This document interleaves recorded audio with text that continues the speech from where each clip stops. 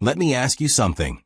If someone broke into your house once and took everything valuable, would you leave your doors unlocked when you moved into a new place? Of course not. You would install better locks. You would set up alarms.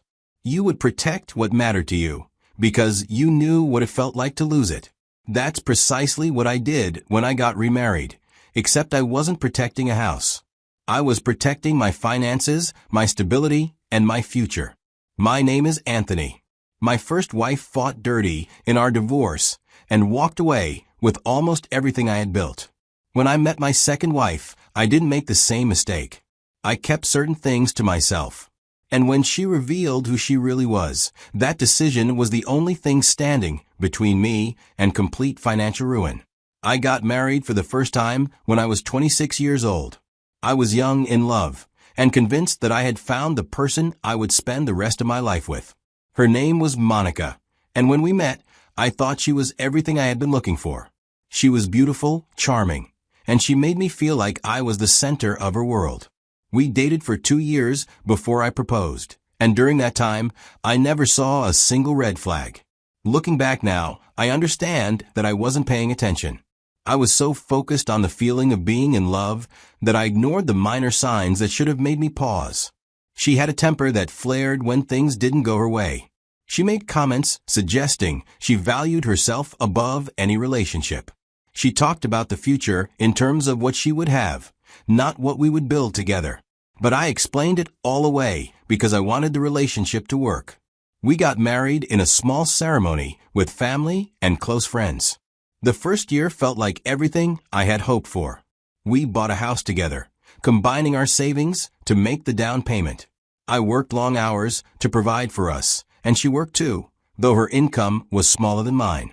When she got pregnant with our first child, I felt like my life was finally complete. I was going to be a father and give my child the kind of stable home I had always wanted. Our daughter was born, and 2 years later, our son followed. For a while, I believed we were happy. I thought that the hard work I was putting into my career and my family would pay off in the long run.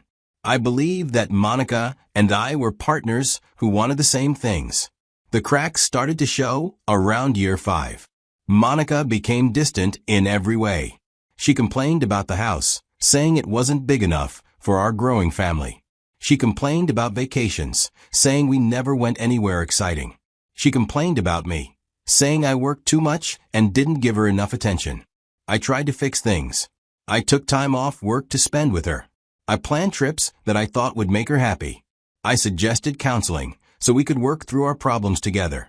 But nothing I did seemed to matter. The more I tried, the more she pulled away. I started to wonder if I was the problem, if I had done something wrong that I couldn't see. That doubt ate at me for months until I finally discovered the truth. Monica had been having an affair for over a year. I found out through a text message she forgot to delete from a man I had never heard of, telling her he couldn't wait to see her again. When I confronted her, she didn't deny it. She didn't apologize. She told me that she had fallen out of love with me years ago, and that she had been waiting for the right time to leave. The right time, apparently, was after she had secured her position. She had already consulted with a divorce attorney. She had already made plans for how she would take the house, the savings, and primary custody of our children. I was blindsided. I had spent years building a life with this woman, and she had spent those same years planning how to take it all from me. The divorce was brutal. Monica fought dirty in ways I never expected. She painted me as an absent father, even though I had spent every free moment with my kids. She claimed that her affair was the result of my neglect, turning herself into the victim and me into the villain. Her attorney was aggressive, and mine was not assertive enough. By the time the dust settled, she had primary custody of our 2 children. Because of that custody arrangement, she got the house. She got a significant portion of our savings. She got child support payments that took a large chunk of my income every month. I was left with almost nothing. The life I had spent a decade building was gone, and I was starting over in my mid-30s with barely enough money to rent a small apartment. The worst part wasn't the money. The worst part was losing daily access to my children. I went from seeing them every day to seeing them every other weekend. I went from being a present father to being a visitor in their lives. Monica made sure that every exchange was difficult. She was late dropping them off. She made excuses when I was supposed to pick them up. She told them things about me that weren't true, trying to turn them against me before they were old enough to form their own opinions. I spent years fighting just to maintain my relationship with my own kids. The divorce didn't just cost me my assets. It cost me my sense of security, my trust in other people, and my belief that doing the right thing would protect me from harm. After the divorce was finalized, I made a decision. I would not get into another serious relationship. I needed to heal. I needed to rebuild. I needed to figure out who I was outside of a marriage that had defined me for so long. For the first few years, I focused entirely on work and on my children. I took every opportunity to see them, even when Monica made it difficult. I showed up for school events, sports games, and parent-teacher conferences. I called them every night before bed, even when Monica tried to cut those calls short. I refused to let her push me out of their lives, no matter how hard she tried. Financially, I was struggling. The child support payments were significant, and I was living in a small apartment with second-hand furniture. I worked overtime whenever I could, saving every extra dollar for the future. I didn't go out. I didn't spend money on things I didn't need. I lived carefully and deliberately, knowing that one wrong move could send me into debt I couldn't recover from. It was a hard way to live, but it taught me discipline. It taught me that financial security doesn't come from earning a lot. It comes from protecting what you have and being smart about how you use it. During this time, my grandparents reached out to me. They had watched my divorce unfold from a distance, and they were heartbroken by what Monica had done. My grandfather sat me down one afternoon and told me something I will never forget. He said that he and my grandmother had worked their entire lives to build something they could pass down to their family. He said they had watched me lose everything through no fault of my own, and they wanted to make sure I had a foundation to stand on. A few months later, they transferred ownership of a house to me. It wasn't a mansion or anything extravagant. It was a modest 3-bedroom home in a quiet neighborhood, fully paid off and free of any mortgage. They told me it was mine to do with as I pleased, and that they hoped it would give me the fresh start I deserved. That house changed everything for me. I moved out of my tiny apartment and into a home that was actually mine. I no longer had to pay rent. I didn't have to worry about a landlord raising prices or deciding not to renew my lease. For the first time since the divorce, I felt stable. I felt like I had ground beneath my feet that couldn't be taken away. My grandparents also helped me in other ways. They gave me some money to furnish the house and to build up an emergency fund. My parents contributed as well, knowing that I had been through a difficult time and wanting to help me get back on my feet. Within a year, I had gone from barely surviving to being financially comfortable. I wasn't rich by any measure, but I wasn't struggling anymore. I had savings. I had a home. I had security. But I didn't tell anyone about this. I kept my financial situation private, not because I was ashamed, but because my divorce had taught me what happens when people know what you have. Monica had used every piece of information against me during our split. She had known precisely which accounts we had, exactly what our assets were worth, and exactly how to claim the most significant possible share. I decided that if I ever got into another relationship, I would be more careful. I would protect myself first and trust slowly. I would not hand someone the keys to my life before they had proven they deserved them. I stayed single for almost 5 years after my divorce. During that time, I dated occasionally, but nothing serious. I went on dinners, met women through friends, and even tried online dating for a while. But I never let anyone get close. The moment a woman started asking too many questions about my finances or my living situation, I pulled back. The moment someone seemed more interested in what I could provide than who I was as a person, I ended things. I was looking for something real, but I wasn't willing to risk everything I had rebuilt just to find it. Then I met Denise. She was different from the other women I had dated. She had been through pain too, and you could see it in her eyes. We met at a community event for single parents, a gathering designed to help people connect with others who understood the challenges of raising children alone. Denise had 2 kids of her own, a boy and a girl, both under 10 years old. When she told me her story, I felt an immediate connection. Her husband had died in a car accident 3 years earlier. She had been left to raise their children on her own, working 2 jobs to keep a roof over their heads. She understood loss. She understood struggle. She understood what it meant to rebuild after life knocked you down. We started talking that evening and didn't stop. We exchanged numbers and began texting regularly. Within a few weeks, we were meeting for coffee and long walks in the park. Denise was warm, caring, and seemed genuinely interested in me as a person. She didn't ask about my job title or my income. She asked about my children, my hobbies, and my dreams for the future. She shared stories about her late husband and the life they had built together before the accident. She told me about her fears as a single mother and her hopes for her children. I found myself opening up to her in ways I hadn't opened up to anyone since my divorce. But I held back certain things. When she asked where I lived, I told her I had a house in a quiet neighborhood without explaining how I had gotten it. When she asked about my finances, I said I was comfortable without going into details.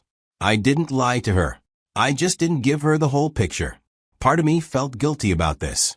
I knew that honesty was supposed to be the foundation of any good relationship. But another part of me remembered what had happened with Monica. I remembered how every piece of information I had shared had been used against me in the end. I decided to trust slowly, to reveal things gradually, as Denise proved she could be trusted with them. We dated for about a year before I proposed. During that time, I introduced her to my children, and she introduced me to hers. The kids got along well, which felt like a sign that we were meant to be together. Denise continued to impress me with her kindness and her work ethic. She never asked me for money. She never pressured me to buy her expensive things. She seemed content with simple dinners and quiet evenings at home. I started to believe that I had finally found someone who wanted me for who I was, not for what I could give her. When I asked her to marry me, she said yes through tears, and I thought I was starting a new chapter in my life. We got married in a small ceremony with just our children and a few close friends present. Neither of us wanted anything elaborate. We had both been married before, and we both understood that the wedding itself wasn't what mattered. What mattered was the commitment we were making to each other and to our blended family. After the ceremony, Denise and her children moved into my house. I had prepared rooms for her kids, buying new furniture and making sure they had everything they needed to feel at home. I wanted them to know they were welcome, that this was their house too now, and that I was committed to being a positive figure in their lives. At first, everything seemed fine. Denise settled into the house quickly, arranging things the way she liked them and adding touches that made the space feel more like a home. Her children adjusted to the new neighborhood and started making friends at their new school. I continued working and providing for the family, now larger than it had been before. My own children visited on weekends, and I worked hard to make sure everyone got along. There were the usual challenges of blending 2 families, disagreements over chores and schedules, and how much television the kids were allowed to watch. But those felt like everyday problems, the kind every family faces. Then I started to notice small changes. Denise had always been observant, and once she moved in, she began picking up on things I had kept private. She noticed that I never worried about bills. She noticed that I had savings accounts I hadn't mentioned. She noticed that the house we lived in was fully paid off, something most people our age couldn't claim. At first, she made comments that seemed innocent. She would say how lucky we were to have such a lovely home. She would mention how stable our life felt compared to the years she had spent struggling as a single mother. I took these comments at face value, thinking she was simply expressing gratitude. But over time, the tone changed. Denise started asking me more directly about my finances. She wanted to know how much I had saved. She wanted to see if I had investments or retirement accounts. She wanted to know what would happen to the house if something happened to me. I answered some questions vaguely and deflected others entirely. I told her that I liked to keep my finances organized, but that I didn't feel comfortable sharing every detail. She didn't push back at first, but I could tell she was frustrated. She had moved into my life expecting transparency, and I was keeping parts of myself locked away. Looking back, I understand why that might have been difficult for her. But I also know that my instincts were right to keep those walls up. The entitlement shift happened gradually, so I almost didn't notice it at first. It was like watching water rise in a room. By the time you realize your feet are wet, the damage has already started. Denise and her children had moved into my home with nothing but their personal belongings. I had provided everything else. I didn't keep track of these things to hold over their heads. I offered because that's what I believed a husband and stepfather should do. I wanted them to feel secure. I wanted them to feel like this was their home, too. But somewhere along the way, that security stopped being appreciated and started being expected. At first, there was gratitude, but as the months passed, it faded, and something else took its place. The thank yous became less frequent. The pleas disappeared from requests. The careful treatment of my home relaxed into casual ownership. Denise stopped acting like a guest who had been welcomed into something and started acting like someone who had always been there, like the house and everything in it belonged to her simply because she lived there now. I didn't mind that she felt comfortable. I wanted her to feel relaxed. But there's a difference between feeling at home and feeling entitled, and I started to see that difference more clearly with each passing week. Denise started making demands instead of requests. The shift in her tone was subtle at first, easy to miss if you weren't paying attention. But I was paying attention, even if I didn't want to admit what I was seeing. She tried to redecorate the living room with expensive furniture, pieces that cost more than I had spent on the entire room when I first moved in. She didn't ask if we could afford it. She didn't suggest that we save up over time. She presented it as something that needed to happen, as if the perfect furniture we already had was somehow embarrassing or inadequate. When I hesitated, she looked at me like I had disappointed her in some fundamental way. She wanted to replace the car I had bought her, a reliable vehicle that ran well and had no mechanical problems, with a newer model that would impress her coworkers and friends. She didn't talk about needing better transportation.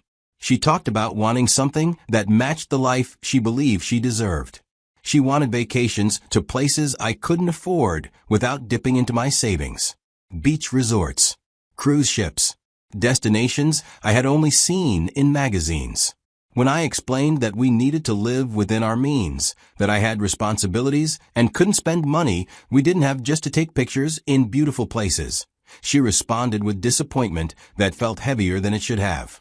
Sometimes she reacted with anger that caught me off guard. She accused me of being cheap. She told me that if I really loved her, I would want to give her nice things, as if love was measured in purchases, and my reluctance to overspend meant my feelings weren't real. She compared our life to her friends, pointing out what their husbands provided, the cars they drove, the vacations they took, and the gifts they received without asking. She suggested that I wasn't measuring up, that other men knew how to treat their wives, and that I was falling short of a standard I hadn't agreed to. Her children followed her lead in ways that became harder to ignore. They had grown comfortable in the house, and that comfort turned into an expectation that bordered on demand. They asked for expensive clothes, brand names that cost 3 or 4 times what regular clothes cost, without any sense of how much those things actually meant in terms of work and sacrifice. They asked for video games that had just been released, consoles that would be outdated in a year, and electronics that their friends had and that they suddenly couldn't live without. When I said no, when I explained that we had a budget and that I couldn't buy everything they wanted just because they wanted it, they complained to their mother. And every single time, she took their side. She told me I was being too strict, that children needed things to feel happy and included, that I was making them feel like outsiders in their own home by refusing to provide what they asked for. I tried to explain my perspective. I sat them down and talked about the value of money, about how I had worked hard for years to have what I had, about how spending recklessly on wants instead of needs could lead to financial problems that affected everyone. I tried to teach them the lessons my grandparents had taught me, about patience, saving, and appreciating what you have instead of constantly chasing what you don't. But my explanations fell on deaf ears. The children looked at me like I was speaking a foreign language. Denise looked at me like I was being unnecessarily complicated. The more I tried to set boundaries, the more resistance I faced. Saying no triggers a battle. Every budget conversation became an argument. Every attempt to teach responsibility was reframed as me being controlling, selfish, or unwilling to share what I had with the family I claimed to love. I noticed that my own children were being treated differently during their visits, and that observation hurt more than any demand for money ever could. Denise was polite to my son and daughter when they came over on weekends. She said the right words and went through the proper motions. But there was a coldness underneath the politeness that hadn't been there before. She didn't hug them the way she hugged her own children. She didn't ask about their lives with genuine interest. She tolerated their presence rather than welcoming it, as if they were obligations she had to endure rather than members of a family she was happy to be part of. Her children picked up on that energy and reflected it in ways that were less subtle and more cruel. Her children made comments about my kids taking up space, as if the house belonged only to them and my children were intruders. They complained when my son used the PlayStation, even though I had bought it. I watched these interactions with growing concern and decided to address them with Denise as calmly as I could. I didn't want my second marriage to fail. That's something I need to make clear before I tell you about the conversations I tried to have and the efforts I made to fix what was breaking. I had already been through one divorce, and I wasn't eager to repeat that experience. I wasn't looking for an excuse to leave. I wanted to make things work with Denise. I wanted to believe that the problems we were facing were temporary, that every marriage went through difficult periods, and that, with enough communication and effort, we could find our way back to the connection we had shared at the beginning, when everything felt possible. I addressed the issues directly instead of letting them fester in silence. I chose an evening when the children were in bed, and the house was quiet. I asked Denise to sit with me in the living room, and I told her calmly and clearly that we needed to talk. I approached the conversation the way I wished someone had approached me when my first marriage was falling apart, with honesty and a genuine desire to understand and be understood. I thought that if I were reasonable, she would be sensible too. I felt that if I opened the door to honest communication, she would walk through it with me. I explained how I was feeling without exaggeration or drama. I told her that I had noticed a shift in the way she and her children treated our home and our relationship over the past several months. I told her that when they first moved in, there was gratitude and respect and a sense that we were building something together. I told her that lately, I felt like that had changed. I told her that the constant demands for expensive things, the comparisons to what her friends had, the disappointment when I said no, were putting pressure on me that I hadn't anticipated. I told her that I felt like a provider rather than a partner, like my value in the relationship was measured by what I could buy rather than who I was as a person. I told her that I was concerned about the way her children talked about my kids, about the comments they made, about the coldness that had crept into our blended family dynamic. I told her that I expected everyone in the house to treat each other with respect, regardless of which weekend it was or who was visiting whom. I wanted to open a door to an honest conversation about how we could move forward together and get back to what we had in the beginning. Denise's response was not what I had hoped for, and that's putting it mildly. Instead of acknowledging my concerns or considering that there might be truth in what I was saying, she immediately became defensive. She told me that I was exaggerating, that I was making problems out of nothing, that I was being difficult for no reason. She said her children were just kids being kids, and that I was expecting too much from them. She said her requests for nice things were perfectly reasonable, given that we were married now, that we were supposed to be building a life together, that sharing meant giving without keeping score. She turned the conversation around completely and made it about me and my failures instead of the issues I had raised. She said I was too guarded with my money, that I held on to it like it was more important than the people around me. She said I didn't trust her, that I treated her like a stranger who might steal from me instead of a wife who deserved access to everything I had. She said that if I really wanted this marriage to work, I would stop holding back and start sharing without conditions. She accused me of being secretive, of keeping parts of my life hidden from her, of refusing to let her in even though we were supposed to be partners. When I tried to explain that my caution came from experience, that I had been burned before and needed to protect myself, she dismissed that explanation as an excuse. She said the past was the past, and that I was punishing her for something my first wife had done. She said that wasn't fair. When I refused to give in to the pressure, when I held my ground and repeated that I thought we needed to have an honest conversation about boundaries and expectations, she changed tactics. She started crying. The tears came suddenly, and I couldn't tell if they were genuine or calculated to end the conversation in her favor. She said I was making her feel unwelcome in her own home. She said I was treating her like an outsider, someone who didn't belong, as if she had made a mistake trusting me with her heart and her children's future. She said that all she wanted was to feel loved and secure, and that I was making her feel the opposite. She said I was treating her like a stranger instead of a wife. She sobbed and asked me if I even wanted her there anymore, if I regretted marrying her, if I wished she had never moved in. The guilt trip worked, at least temporarily. Watching her cry, listening to her words, I started to doubt myself. Maybe I was being too harsh. Perhaps I was expecting too much too soon. My experience with my first wife had made me paranoid and suspicious and unable to accept love when it was offered. I apologized for making her feel that way, even though deep down I wasn't sure I had done anything wrong. I loosened the purse strings a little to buy some of the things she had been asking for, in the hope that it would ease the tension between us and prove that I was committed to making this work. I was willing to compromise. I took the family on a weekend trip that cost more than I wanted to spend. I bought her children some of the clothes they had been asking for. I thought that showing generosity would bring back the gratitude and ease we had lost. But the peace didn't last. Within weeks, the demands started again, bigger and more frequent than before. The new furniture wasn't enough. Now Denise wanted a complete kitchen renovation, including new cabinets, countertops, and appliances, which would cost tens of thousands of dollars.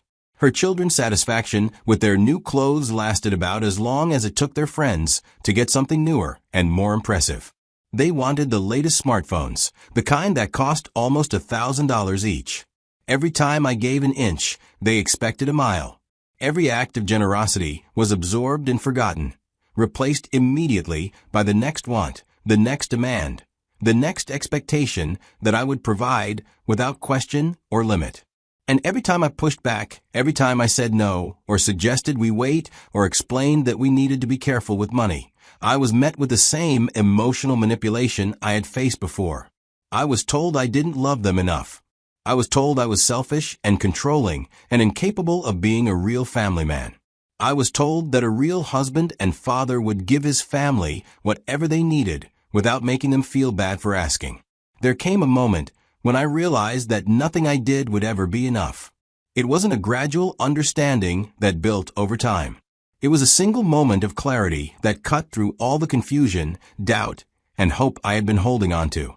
It happened during an argument about money, one of many we had in those final months of the marriage. By that point, arguments about money had become our most common form of communication. We fought about big purchases and small ones. We fought about what the children deserved and what I was willing to provide.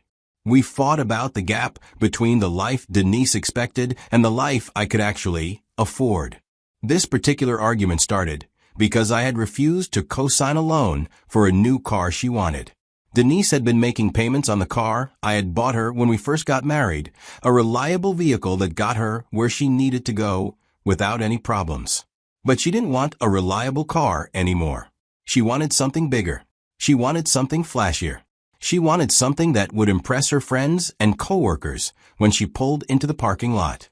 She had found a car at a dealership that cost almost twice what her current vehicle was worth, and she wanted me to co-sign the financing so she could get approved for the loan. When I explained that co-signing would put my credit at risk, that if she missed payments, I would be responsible for a debt on a car I didn't even drive, she exploded in a way I had never seen before. She called me names I won't repeat here, because they add nothing to the story except evidence of how far we had fallen from the people we were when we first met.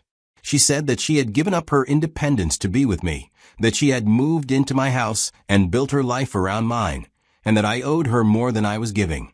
She said that if I couldn't provide for her properly, if I couldn't give her the things she needed to feel happy and valued, then maybe she had made a mistake marrying me.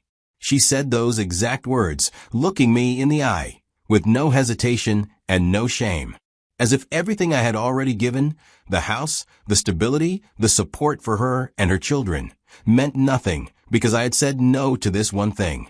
That was the moment everything became clear. It was like someone had cleaned a dirty window, and I could finally see what was on the other side. I had been trying for months to make this marriage work, bending, compromising, and giving more than I wanted to, hoping that eventually things would balance out. But I had been fighting alone. Denise wasn't interested in a partnership. She wasn't interested in building something together where both people contributed and both people benefited. She was interested in what she could take from me. She saw me as a source of resources, a provider whose job was to fund the life she wanted to live. Her children had learned the same lesson from watching her. They saw me as the man who bought things, not as a stepfather who cared about them, not as a father figure who wanted to help them grow into responsible adults. The family I had hoped to create would never exist because the people I was trying to develop it with had different intentions from the start. They wanted access to what I had. They didn't want me. I didn't decide to end the marriage lightly. Even after that argument, even after those words, I gave myself time to think. I spent weeks turning the situation over in my mind, examining it from every angle, asking myself if there was any path forward that didn't end in divorce. I considered counseling. I researched therapists who specialized in blended families and financial conflict between spouses. But I knew from my first marriage that counseling only works when both people want to change, when both people are willing to look at themselves honestly and admit where they have gone wrong. Denise didn't want to change. She didn't think she had done anything wrong. She wanted me to change. She wanted me to become the kind of man who gave her everything she asked for, without question, without limit, without ever suggesting that her wants might be unreasonable. That wasn't who I was. That wasn't who I wanted to become. I had already lost myself once in my first marriage, bending and twisting to make Monica happy until there was nothing left of me to give. I wasn't going to make that mistake again.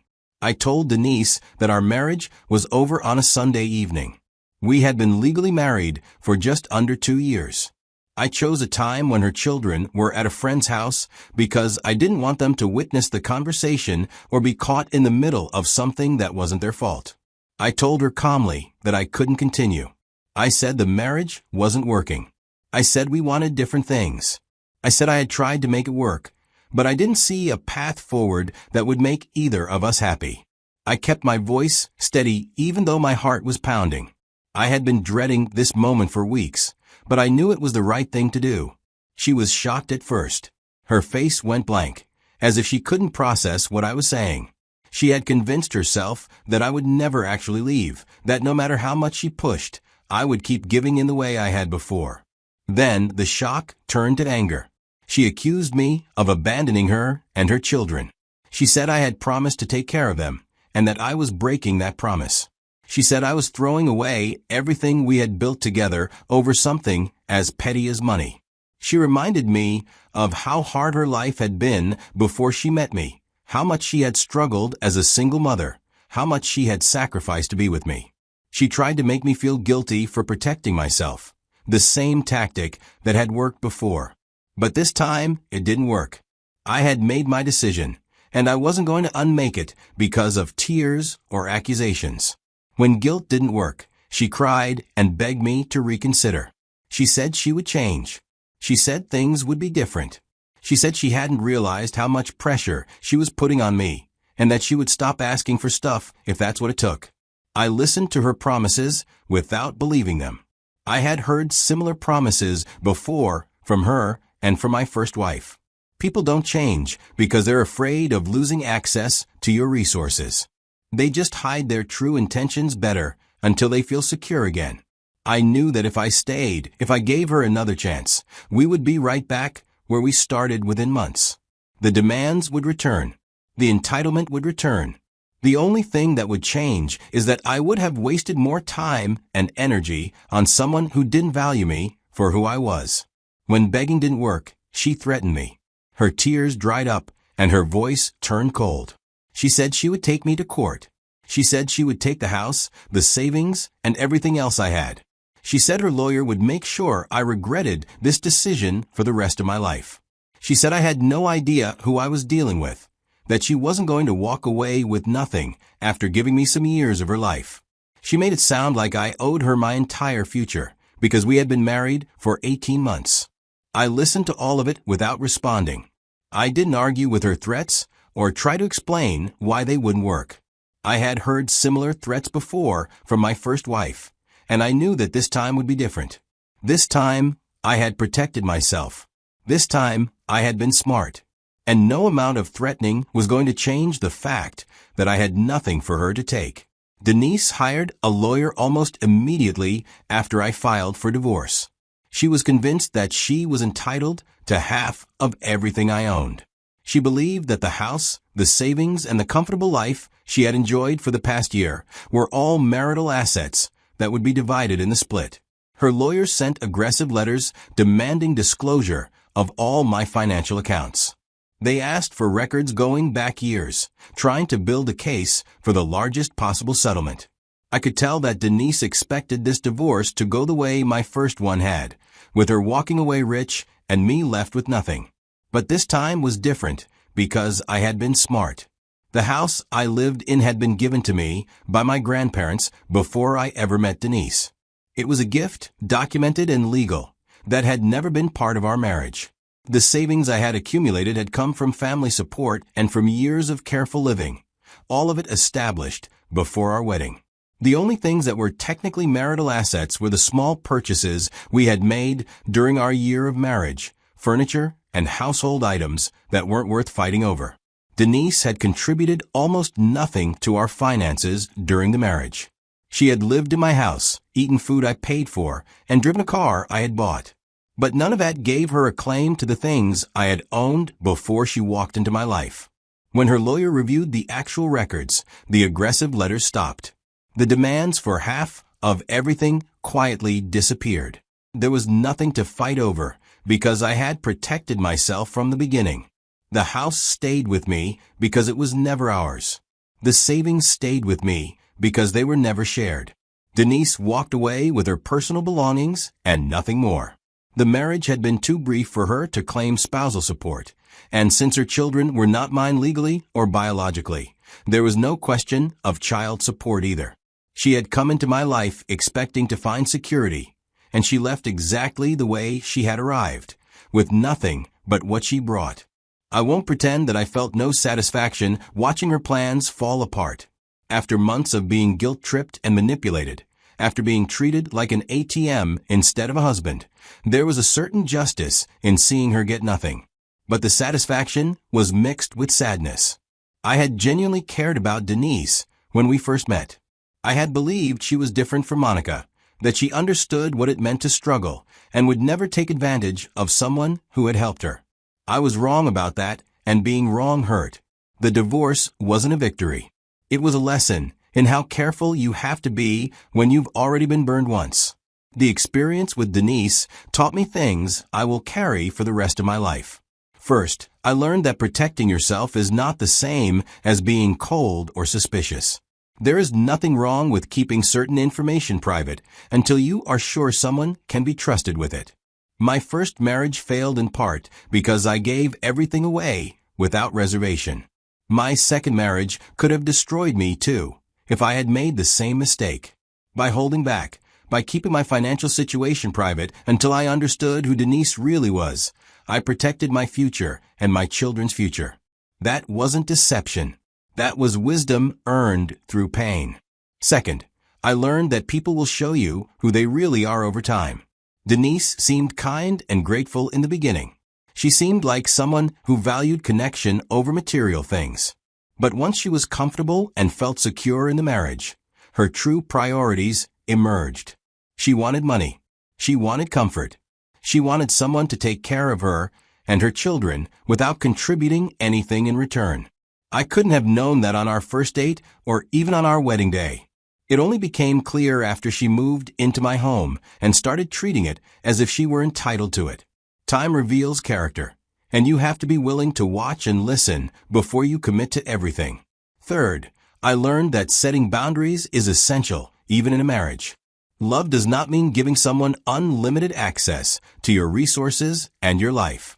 Love means building something together, with both people contributing what they can and respecting what the other brings. Denise didn't respect what I got for our marriage. She took it for granted and demanded more. When I tried to set limits, she used guilt and manipulation to break them down. A healthy partner would have understood my concerns and worked with me to find solutions. An unhealthy partner saw my boundaries as obstacles to getting what she wanted. Recognizing the difference saved me from losing everything a second time. Finally, I learned that walking away is sometimes the strongest thing you can do. I stayed too long in my first marriage, trying to fix things that couldn't be fixed. I almost made the same mistake with Denise, holding on because I didn't want to admit I had chosen the wrong one. But staying in a situation that drains you and takes more than it gives. It's fear dressed up as commitment. Real strength is knowing when to let go and having the courage to do it before the damage becomes permanent. I'm sharing this story because I know there are other people out there who have been through what I've been through. Maybe you're recovering from a divorce that took everything from you. Perhaps you're considering getting into a new relationship, but you're afraid of being hurt again. Maybe you're already in a marriage where you feel used and unappreciated, and you're wondering if you're crazy for feeling that way. You're not crazy. Your instincts are telling you something important, and you should listen to them. Protect yourself first. Trust slowly. Watch how people behave when they think they have you locked in. Set boundaries and pay attention to how others respond when you enforce them. And if someone shows you that they value what you have more than who you are, believe them and act accordingly. You deserve a partner who sees you as a person, not a provider. You deserve a relationship built on mutual respect, not one-sided demands. And you deserve to keep what you've worked for instead of handing it over to someone who hasn't earned it. My name is Anthony, and this is what I learned from getting remarried without telling my wife everything I own. It saved me. And if you find yourself in a similar situation, I hope my story helps save you, too.